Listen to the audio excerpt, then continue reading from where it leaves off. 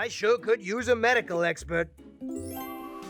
Did someone call a game show host? Not exactly.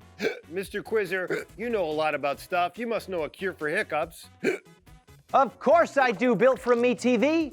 The most popular cure is to have someone scare you. Yeah, sure, go ahead, scare me. All right. There once was a man named Charles Osborne who had the hiccups for 68 years. He hiccuped 430 million times. Why would you tell me that?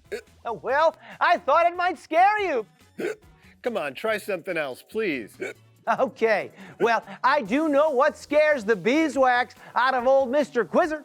Say hello to my dad, Pop Quizzer. You want to hear something scary? Young ladies today aren't wearing nylons. Okay, and so?